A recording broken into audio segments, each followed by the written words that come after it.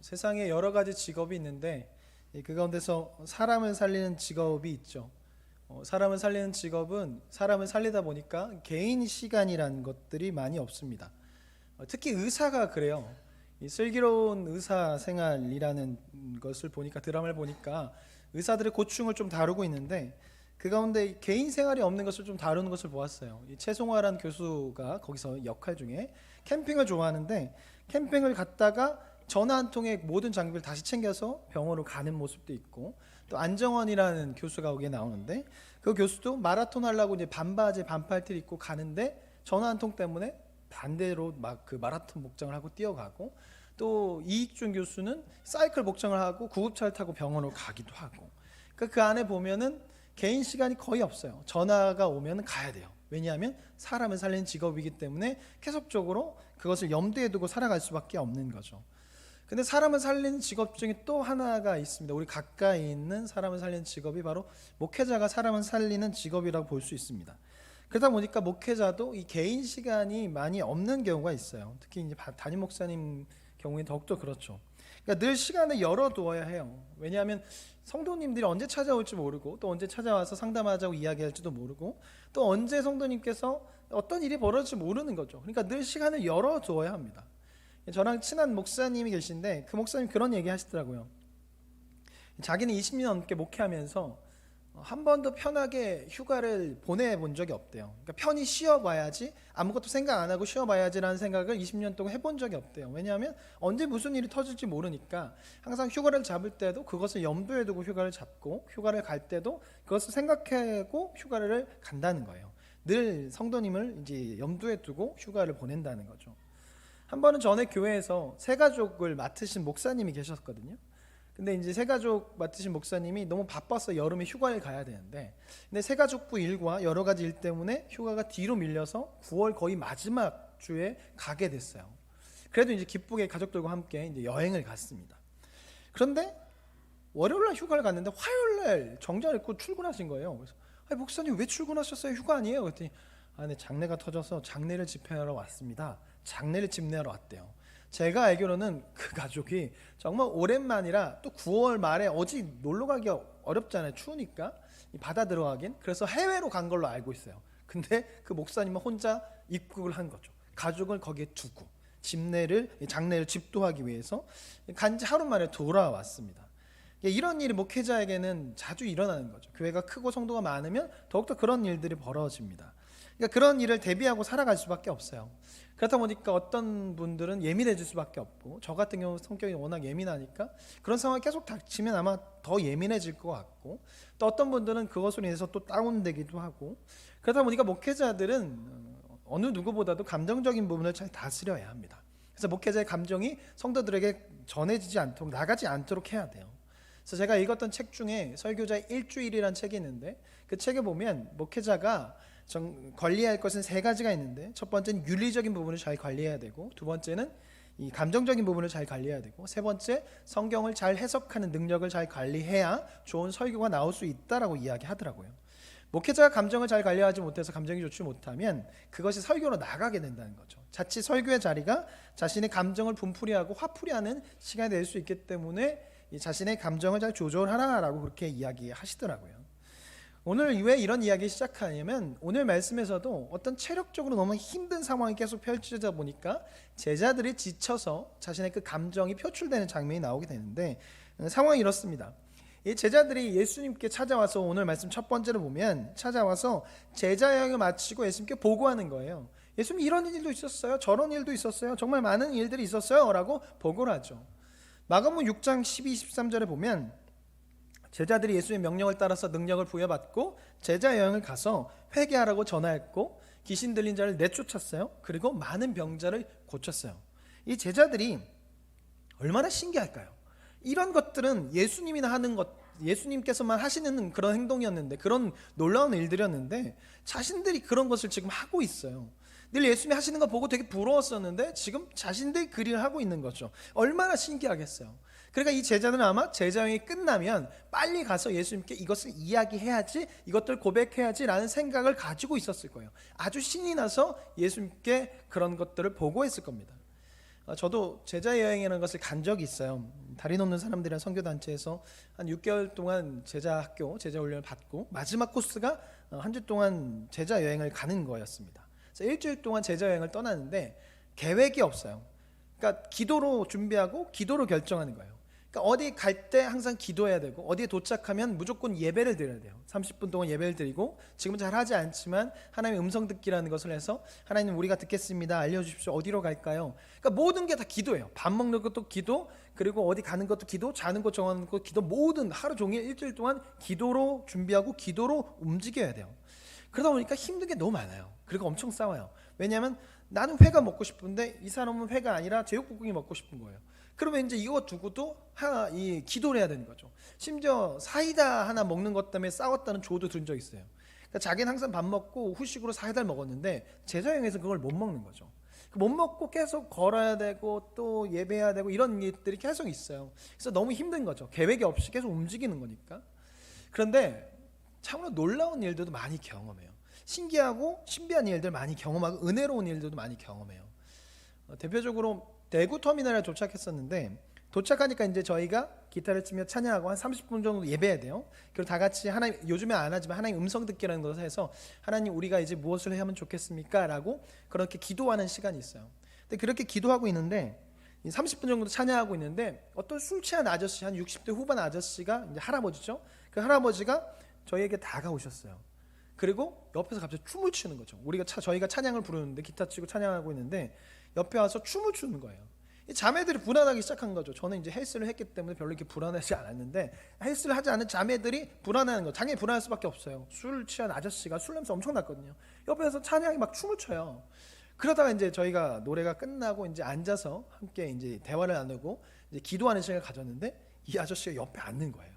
그러면서 갑자기 혹시 교회에서 나왔냐고. 교회가 아니라 선교단체 나왔는데 예배 드리고 있어요. 그랬더니 자기도 교회를 나가봤대요. 근데 교회 가면 너무나 좋은데 교회에서 내쫓김을 당했대요. 자기가 헌금을 하지 않아서 헌금을 안 냈더니 이제 앞으로 나오지 말라라고 그랬다는 거예요. 그래서 되게 교회 가고 싶은데 못 간다고. 근데 그 찬양한 게 자기는 너무나 좋은데 갑자기 자기가 돌아다닌 그 곳에 어떤 청년들이 와서 찬양하니까 너무나 신났던 거죠. 그래서 너무 신이 나서 춤을 춘 거였어요. 너무 신이 나서 옆에서 같이 찬양을 불렀던 거죠. 그래서 그런 오해가 풀리니까 이제 저희도 약간 좀 해제가 됐죠. 근데 이 할아버지가 자신의 집에 초대하고 싶대요. 초대해서 더 이야기를 듣고 싶다는 거죠. 예수님 이야기를. 그래서 저희가 처음에 이게 수칙이 뭐냐면 대접을 해준다고 하면 그대로 받는 것이 하나의 수칙이었거든요. 그래서 그 집을 갔어요. 어차피 저희는 6명이었고 그 할아버지는 1명이었기 때문에 또 저는 헬스를 했고 또 1명 남자가 있었고 여자가 4명 있었기 때문에 힘을 해도 이길 거라고 생각하고 갔는데 되게 허름하다고 표현해야 될까요? 되게 원룸이 쭉 있는 그것도 되게 옛날 건물, 복도가 있고 그런 곳에 살고 계세요. 근데 저희한테 식사를 대접하겠다고 밥을 하고 계시는데 쌀이 없어서 옆집에 가서 빌리는 거예요. 계속 몇 군데를 가서 쌀을 빌려와서 저에게 밥을 해주시고 반찬도 내어주셨어요. 그리고 이런저런 얘기를 막 하는 거예요. 근데 베트남전에 참전했었는데 가서 후유증도 있고 이래저래 해서 지금 결혼 못하고 그냥 그렇게 평생 혼자 산다는 거죠. 너무 외롭대요.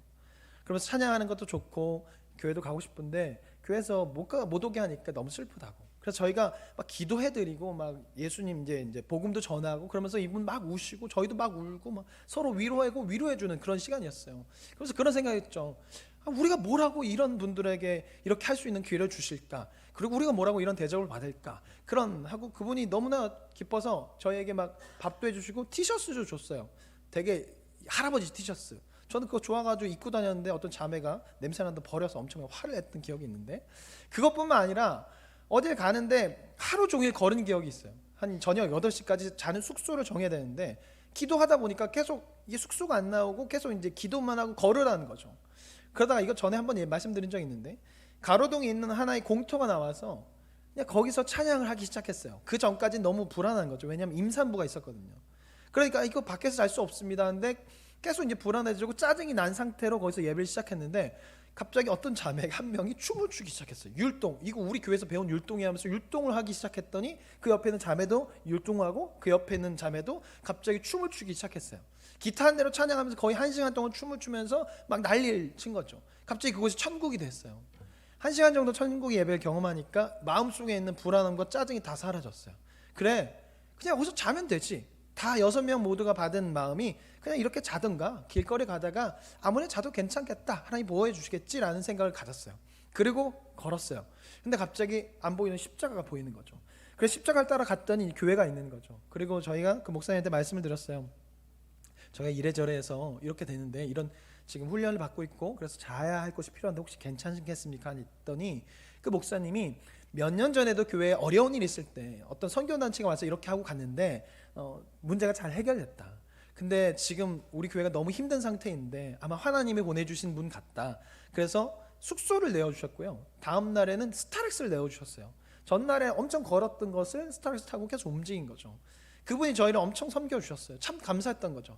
우리가 뭘 하고 그분이 하나님 보내준 사람 같다고 저에게 그런 얘기하니까 참 감사하기도 하고 참 은혜가 됐죠. 이 외에도 정말 많은 것들을 경험했어요. 말도 안 되는 장소에서 갑자기 아는 사람을 만나는 일도 벌어지고 이런 일들 경험하다 보니까 어떤 생각이 드냐면 야, 이거 빨리 돌아가서 우리 자랑하자. 다른 조에게 야, 우리는 이런 일이 있었어, 저런 일이 있었어, 어떤 아저씨도 만났고 차도 탔어, 말도 안 되지, 니네 그런 거 했니? 막 이런 거. 그리고 간사님한테 빨리 가서 자랑해야지, 이런 생각이 들떠 있었던 거죠. 그래서 내년에 또 와야지 막 이런 생각을 할 정도로 너무나 신기한 일들이 많이 있었어요. 하지만 체력적으로는 너무 힘들었어요. 왜냐하면 저는 기타를 등에 메고요, 앞에는 가방을 맸어요. 그리고 계속 걸어야 돼요. 걷다가 중간에 또 기타 치고 예배해야 되고 그런 일들을 자매들과 형제들 둘과 자매 넷이 계속 하는 거죠. 6월 말에. 그러니까 얼마나 힘들겠어요. 하지만 좋은 것이 많이 있었습니다. 지금 오늘 첫 번째 말씀에 나오는 제자들이 그런 상황인 거예요. 너무나 신이 난 거죠. 자신이 경험한 것을 빨리 예수님께 말하고 싶은 거예요. 그래서 모든 것을 말하고 있어요. 하지만 지쳐 있어요. 왜냐하면 사역을 하고 왔으니까. 계속 걸었고 잘 먹지도 못했고 이 사역이라는 것이 힘들어요. 목사님이 축복 기도해 주시고 송구 영신예배 때 여기서 기도해 주시잖아요. 그게 쉬운 게 아닙니다. 엄청나게 체력을 사용하는 거고 설교도 엄청나게 체력을 쓰기 때문에 이 쉽지가 않아요. 근데 이 제자들이 지금 그것을 하다가 왔단 말이에요. 귀신을 내쫓고 또 설교를 하고 또 병을 고치다가 왔어요. 그게 얼마나 피곤해요. 예수님이 그것을 아시고 31절에 보면 제자들에게 한적한 곳에 가서 잠깐 쉬라고 하십니다. 왜냐하면 그곳에 수많은 인파들이 몰려 있어서 식사할 시간이 없는 거죠. 그래서 예수님과 제자들은 사람이 너무 많으니까 이대로는 안 될 것 같아 싶어서 배를 타고 다른 곳으로 가요. 사람이 없는 곳으로 가려고 한 것이죠. 그런데 사람들이 기가 막히게 이 예수님과 제자들이 어디로 가는지 알고 육로를 통해서 달리기 시작하는 거죠. 이제 예수님이 배를 타고 저 건너편으로 가려고 하는데 이 사람들이 수많은 인파들이 달리기를 하기 시작한 거예요. 그래서 이렇게 삥 돌아서 미리 와서 도착해 있어요. 제자들이 그것을 보고 어떤 마음이 들었을까요? 지금 너무나 피곤하고 힘들어서 쉬려고 일부러 이 사람들을 떠나서 이렇게 다른 곳을 가는데 거기에 도착해서 자기들을 맞이하고 있어요. 좋을까요? 아니었을 거예요. 짜증이 났을 거예요. 지금 밥도 못 먹고 쉬지도 못해서 쉬려고 피했는데 그 사람들이 쫓아왔으니까 얼마나 힘이 들겠어요. 그래서 35절 36절에 보면 이들이 쉬고 싶은 마음, 그래서 이 사람들을 빨리 보내고 싶은 마음이 나오는데 같이 성경 말씀을 보면서 같이 읽어보겠습니다. 35절 36절 말씀 같이 한번 읽어볼게요. 자, 시작.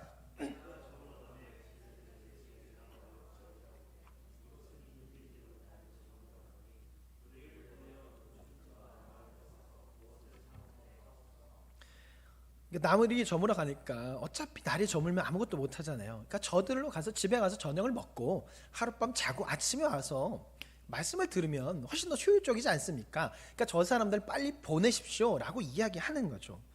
그런데 그때 예수님이 제자들의 말을 듣고 반응하는 것이 제자들 더욱더 화나게 하는데 37절 말씀을 보면 대답하여 이르시되 너희가 먹을 것을 주라라고 말씀하세요. 그러니까 제자들이 말한 거예요. 날이 저물어 가고 있으니 어차피 날이 저물면 아무것도 못해요. 뭐 그때 당시에 불이 있겠어요, 뭐가 있겠어요. 뭐 아무것도 없으니까 어차피 아무것도 못하니 이들을 돌려보내고 다음날 아침에 와서 이야기를 설교를 하시면 좋을 것 같습니다라고 얘기했는데 갑자기 예수님께서 제자들에게 너희가 먹을 것을 줘, 그러면 되잖아 라고 얘기하니까 제자들의 입장에서 어이가 없는 거죠. 아니 이렇게 수많은 사람들 먹이려면 엄청나게 많은 돈이 필요한데 돈 일절 없는 이제 제자여행 마치고 온 돈도 하나도 없는 자신들에게 너희가 먹을 것을 주라고 하니까 어이가 없는 거죠. 가뜩이나 피곤하고 예민한 상태인데 제자들의 입장에서 예수님께서 이런 말을 하는 것은 너무나 화가 나고 어이가 없는 거죠. 그래서 37절 뒷부분에 보면 이렇게 말해요. 우리가 가서 200데나리온의 떡을 사다 먹어야 됩니까? 라고 얘기하는 거죠.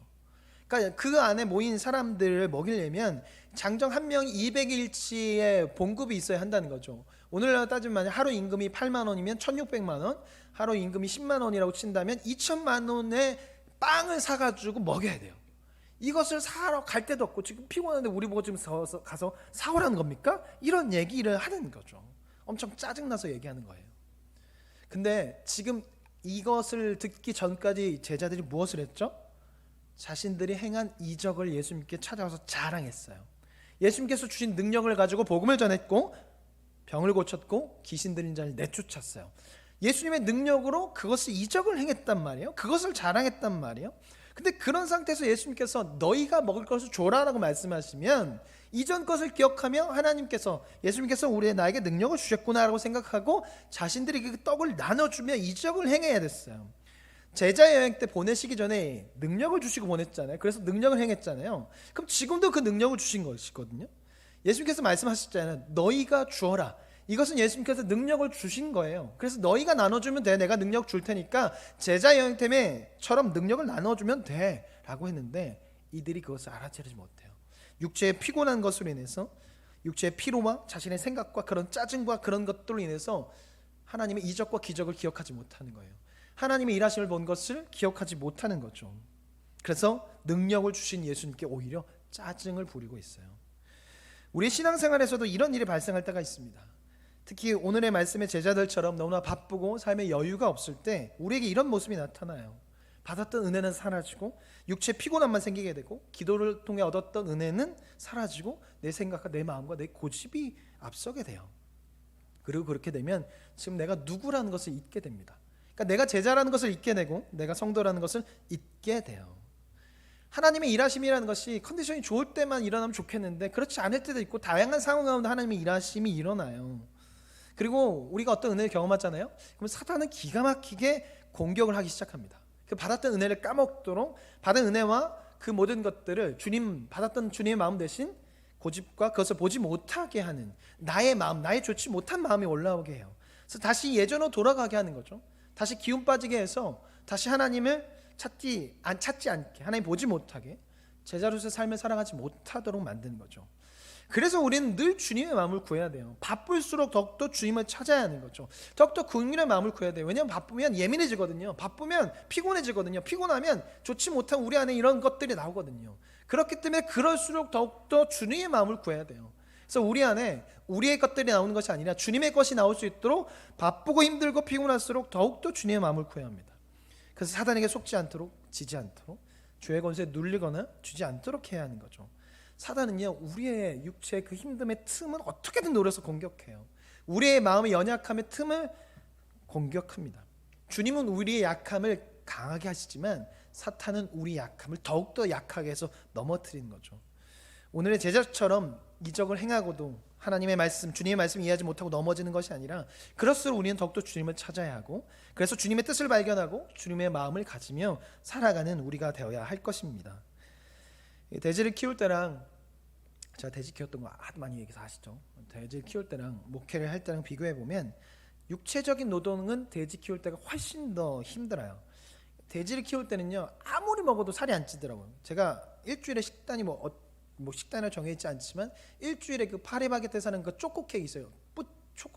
초콜란가 뿌띠 쇼콜란가 그런 초콜릿 있어요. 지금 한 23,000원짜리 같은데 그때는 13,000원이었어요. 요만한 초코 케이크를 일주일에 2번 먹었고요. 그리고 매일 2리터짜리 콜라를 매일 먹었어요. 그러다 이제 좀 맛있게 먹으려고 500ml짜리 콜라를 2박스 시켜가지고 그걸 한 매일 3개씩 먹고 짜파게티 이제 3개, 짜짜로니 3개에 치즈 3장 넣고 계란 3개 넣고 그렇게 먹고 그렇게 먹어도 살이 안 쪘어요. 그러니까 케이크를 먹는 이유가 피곤하니까 당이 계속 땡기는 거예요. 그 정도 육체적 노동이 심한 거죠. 왜냐하면 아침 새벽 6시 일어나서 똥 치우고 밥 주고 인공수종하고 정액 채취해서 정액 만들고 새끼 받고 돼지 옮기고 똥 치우고 뭐 계속 이런 일들 하니까 땀이 너무 많이 나니까 이제 살이 찔 틈이 없는 거죠. 그래서 육체적으로 너무나 힘이 들었던 거가 돼지 키우는 거였습니다. 근데 돼지 키우는 것에 반해서 목회는 육체적인 노동은 그렇게 많지 않아요. 물론 뭐 전등 나가거나 시계 건전지 없으면 건전지 갈고 또 문에서 삐걱삐걱 소리 나면 또 기름칠도 해야 되고 문도 고치고 이것저것 전등 나가면 고치고 모든 걸 고치는 것을 하고 있지만 그래도 돼지 키우는 거에 비하면 육체의 노동은 그렇게 심하지 않아요. 하지만 4시 20분에 일어나야 되니까 이게 늘 피곤을 달고 살아요. 잠이 부족하고. 또 교회라는 게요, 일이 정해져 있지 않습니다. 일과가 정해져 있지 않아요. 그러니까 4시 20분에 출근했다고 해서 4시 20분에 퇴근하지 않습니다. 그러니까 4시 20분에 출근해도 밤 12시에 들어가는 경우가 있어요. 근데 문제는 이렇게 살면 이제 피곤한데 사람이 찾아올 때가 있다는 거죠. 성도님들이 찾아오면 그에 대해서 이제 이야기하는 거예요. 돼지 키울 때는 피곤해도 어차피 돼지는 우리에 갇혀 있잖아요. 돼지와는 대화를 하지 않아요. 돼지는 우리에 갇혀 있기 때문에 그냥 일가 끝나면 그냥 조금 편해. 신경을 써야 되지만 거기서 잠을 자야 하지만 어쨌든 돼지가 이렇게 저에게 말을 걸지는 않기 때문에 힘들지 않아요. 하지만 목회라는 것은 그렇지 않은 거죠. 일과 시간 외에도 성도님을 만나야 할 일이 있고 계속 신경을 써야 합니다. 그리고 피곤한 가운데서도 사람을 만나야 하고 여러 가지 것들을 해야 돼요.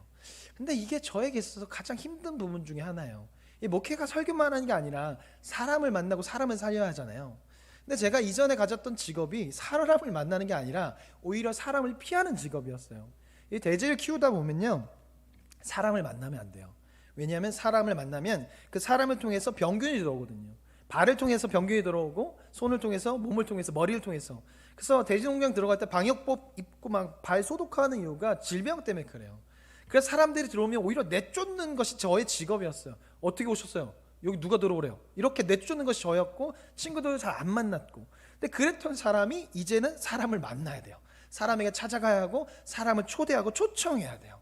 그러니까 이 부분이 저에게는 어려워요. 여전히 어려워서 여전히 기도하고 있고 여전히 날마다 기도하고 있습니다. 긍휼의 마음을 달라고 기도하고 불쌍히 여기는 마음을 달라고 사랑하는 마음을 달라고 기도하고 있어요. 그래서 좋은 감정과 또 윤리적으로 그런 모든 것들 잘 살아낼 수 있게 해달라고 기도하고 있습니다. 근데 이런 것이 목회자에게만 해당되는 걸까요? 우리 모두가 가져야 할 마음입니다.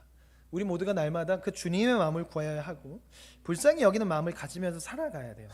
그래서 예수님의 제자로서 세상을 살아가서 아파하는 자에게 찾아가는 거고 힘들어하는 자에게 찾아가서 위로해주고 주님의 마음을 보여줘야 합니다. 그러니까 우리의 감정이 태도가 되지 않도록 해야 됩니다. 그러기 위해서는 주님의 마음을 우리 안에 늘 가질 수 있도록 긍휼의 마음을 구하고 그 마음으로 이웃을 대하고 또 성도를 대하는 우리가 되어야 할 것입니다. 혹여나 은혜 받았다 넘어졌다 하더라도 좌절하셔서는 안 되고 주님께 나아가야 합니다. 주님께 나아가면 주님께서 다시금 그 마음을 받으실 기회를 주시는 거죠. 오늘 말씀 38절에 보면 제자들이 이 반항했지만 그것에 짜증을 냈지만 다시금 기회를 주세요. 그래서 오병이어 사건을 예수님 혼자 하시지 않으세요. 제자들과 함께 동역하시죠. 그렇게 동역해서 이루신 사건이 오병이어 사건이에요. 근데 오병이어 사건은 워낙 많이 들어서 자세히 다루지 않고 딱 2개의 단어를 가지고 이야기하고 오늘 설교를 마무리하려고 하는데요. 39절에 보면 앉게 하시니라는 단어가 있고 40절에 보면 100명씩 50명씩 앉았다라고 나와 있습니다. 39절에 보면 앉게 하시니라는 단어가 아나클리노가 사용됐는데 이건 비스듬히 앉다라는 단어입니다. 전에도 설명을 드렸는데 비스듬히 앉다, 눕다라는 것은 사람들이 잔치에 갔을 때 식사할 때 앉아있는 모습이에요. 그러니까 잔치 자리가 지금 이 광야에서 열리고 있다는 거죠. 그리고 이 아나클리노라는 단어가 누가복음 13장 29절과 마태복음 8장 11절에서 메시아의 왕국에 들어가 잔치에 참여하는 것을 비유로 말씀하실 때 이 단어가 사용됐어요. 그렇기 때문에 지금 이 장소는 광야이지만 지금 예수님과 함께 천국 잔치가 열리고 있는 거죠. 또한 40절에 보면 100명씩 50명씩 앉았다는 표현이 있는데 이 단어도 천국 잔치를 표현하는 단어입니다. 그런 문장이에요. 예수님 시대 광야에 쿰단 공동체가 있었습니다. 거기에서 이제 사회 사본도 발견되고 했는데 그 쿰단 공동체가 보던 문서 중에서 그 문서 안에 메시아가 여는 연회에 참여하는 모습을 표현할 때 50명씩 100명씩 앉았더라라는 그런 내용이 기록되어 있대요. 이것은 당시의 사람들이 천국에서 예수님과 함께 천국 잔치를 할 때 50명씩 100명씩 앉았다라고 생각을 하고 있었다는 거죠. 그렇다면 지금 이 표현은 다 천국 잔치가 열리고 있다는 것을 표현한 거라고 볼 수 있어요. 그런데 우리가 오늘 읽은 말씀 앞에 보면 6장 21절부터 29절까지 말씀을 보면 여기도 잔치가 열립니다. 바로 헤롯 왕의 생일 잔치가 열려요. 2개를 띄워놓고 한번 생각해 보세요. 광야에서 잔치가 벌리고 있고 이 왕궁에서 잔치가 벌리고 있어요. 어느 것이 더 화려하고 어느 것이 더 좋아 보일까요? 세상적으로 보면 왕궁에서 왕과 함께하는 엄청나게 화려하고 엄청나게 많은 음식과 엄청나게 많은 사람과 풍성한 음악으로 넘쳐났을 거예요. 그런데 이곳은 하나님이 싫어하는 것으로 가득 차 있습니다. 왕궁에서 잔치가 벌어졌어요. 하지만 긍휼은 전혀 찾아볼 수 없어요. 회복 없어요. 오히려 살인 청탁이 있고 살인이 일어나죠. 그 안에서 이 세례 요한의 목을 잘라서 갖다 바치는 그런 일이 벌어지죠. 그뿐만 아니라 그 안에서 우상을 숭배하는 일들이 벌어졌어요. 하나님께서 기뻐하실 만한 일들이 하나도 없었습니다. 세상적으로 볼 때는 왕궁에서 열린 잔치가 너무나 화려하고 너무나 좋아 보이지만 진정한 잔치는 왕궁이 아니라 광야에서 열린 것이죠. 광야에서 열린 잔치에는 회복이 있었고 치유가 있었습니다. 말씀이 있었습니다. 그곳에 예수님이 계셨습니다. 비록 광야라는 장소이지만 그것이 천국이 되었어요. 그것에 회복이 있었습니다. 오늘날 교회가 이런 공간이 되어야 해요. 화려하지 않고 보잘것없을지라도 하나님께서 계신 곳, 예수님께서 계신 곳, 그래서 회복이 있는 곳, 그리고 사랑이 있는 곳, 긍휼함이 있는 곳이 되어야 합니다. 교회가 천국이 되어야지 세상이 천국 같아서는 안 됩니다. 또 우리 마음속에도 교회가 천국 같아야지 세상이 천국 같으면 안 돼요. 마음속에 교회가 천국 같아서 자주 찾아와야지 세상이 천국 같아서 세상을 더욱더 자주 찾으면 안 된다는 거죠. 그리고 교회가 더욱더 세상보다 천국이 되어야 합니다. 세상은 막 사랑이 넘쳐나요. 긍휼을 여기는 것이 넘쳐나요. 그런데 교회는 사랑도 없고 회복도 없고 긍휼도 없고 다툼과 시기만 있다면 그것은 교회가 아니라 죽은 교회고 교회로서 존재하는 것이 아니죠. 우리 교회는 회복이 일어나는 교회, 긍휼이 있는 교회, 사랑이 있는 교회가 되어야 합니다. 그리고 그것의 시작은 바로 우리로부터 나로부터 시작되는 거죠. 우리의 기도, 긍휼을 구하는 기도, 사랑을 구하는 기도, 주님의 마음을 구하는 그 기도로 시작이 됩니다. 사순절 기간을 보내고 있잖아요. 계속 지금 3주 차입니다.